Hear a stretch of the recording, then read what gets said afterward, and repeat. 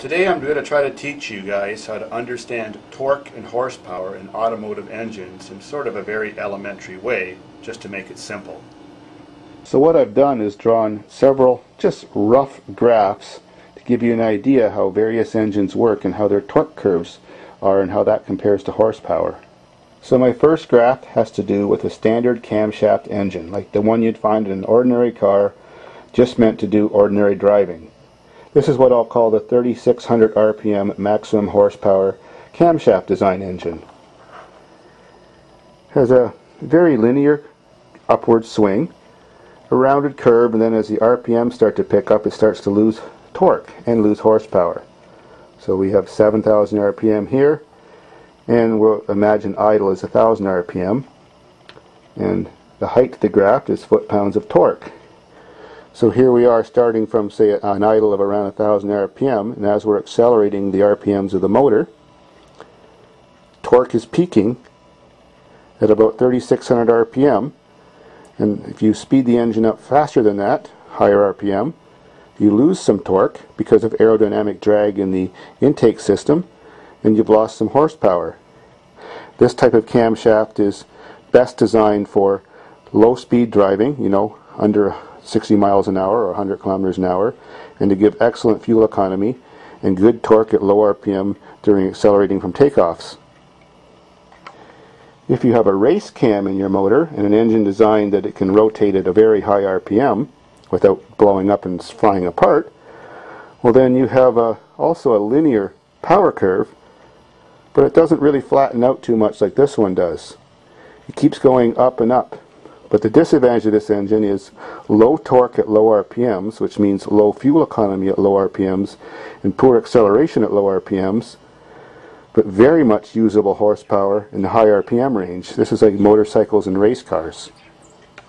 If you have a diesel engine, starting off from 1,000 RPM again, very quickly the torque curve rises, much quicker than the RPMs rise, and at a low RPM, like maybe only 18 or 1900 RPM, you've already hit maximum torque.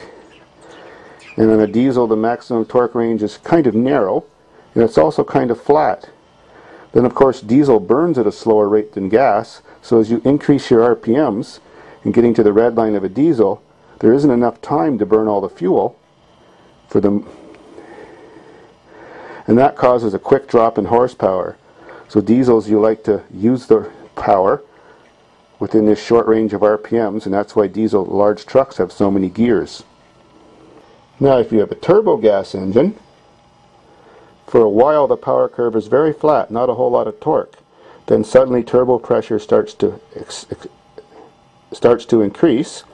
Very quickly you have strong torque till the wastegate opens up.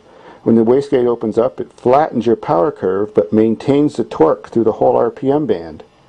This gives you a lot of torque without aerodynamic drag because its air is forced in. So it's a wide power band, very usable, and good for fuel economy too. If you had a turbo gas engine without a wastegate connected to it, well, then we have what's called an exponential power curve. Starting from 1,000 RPM, turbo boost starts to increase, but if there's no limit to blow it off or regulate pressure, it starts to increase exponentially, and the power curve and torque curve is almost straight up.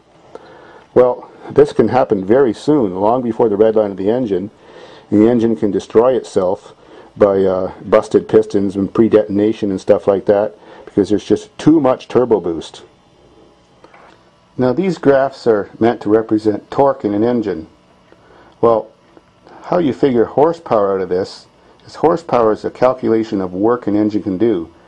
Torque is how much twisting force the crankshaft has, measured in foot-pounds. That means, for example, if this pen was 1 foot long, and at this end, the engine might have, say, 200 pounds of force pushing down on a 1 foot lever. Well, if you had 200 pounds of force pushing down here, let's say 2,500 RPM on this turbo engine with a wastegate, and then you had the same amount of torque here pushing down at 5,000 RPM, well then you would have twice as much horsepower here as you would here, because the engine has the same amount of torque, but since it's spinning twice as fast, you're doing twice as much work. Now in a regular engine with just an ordinary camshaft, well, you have your torque increasing, and maybe when it gets to the maximum point, we'll call that 200 foot-pounds torque also. Well, then aerodynamic drag starts to kick in into the intake system, and as the RPMs increase, you start to lose torque. So somewhere along this line past the peak is the peak horsepower, where you have the most torque and the most RPMs, and that equals maximum horsepower. Diesel engines are very efficient at creating horsepower at low RPMs. One is the fuel weighs over 20% more than gasoline. It's a more dense fuel, so it has more energy per liter.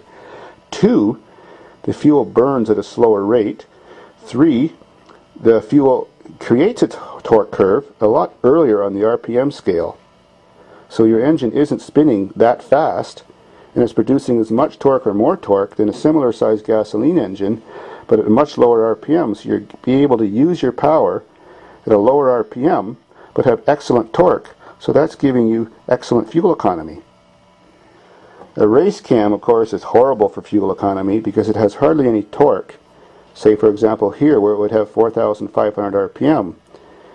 Its cam and intake system isn't even working efficiently until the RPMs usually get over 4,000 to 5,000 RPM, and that, of course, is using a lot of fuel just to get somewhat more torque, which, of course, is more horsepower. But for racers, often fuel consumption doesn't matter. So this sort of all explains why diesels can have so much more torque than a gasoline engine, but not actually have more horsepower. It's because they're not quite doing as much work, because the torque all happens at a much lower RPM. Turbo engines have the most usable flat torque curve, which maintains full torque throughout the upper RPM band. And a standard camshaft gasoline engine always has a torque curve which comes on fairly early, so that you can use your torque in a low RPM where you're doing most of your normal city driving and highway driving, which gives you the excellent fuel economy. So if you want the best all-around engine for power, you want to design an engine that has an inductive system, whether that be supercharged or turbocharged or ram air or anything like that, that produces a long, broad, flat torque curve, so that when you're doing, say, 2,000 or 3,000 RPM and you're doing, say, 6,000 or more RPM, you still haven't lost any torque. You've still got it all there, so your horsepower can quickly double in just a couple thousand RPM. Now the only difference on this graph, if it was supercharged instead of turbocharged, is that power curve would come on much quicker and sooner, because there would be no turbo lag because a supercharger is mechanically driven.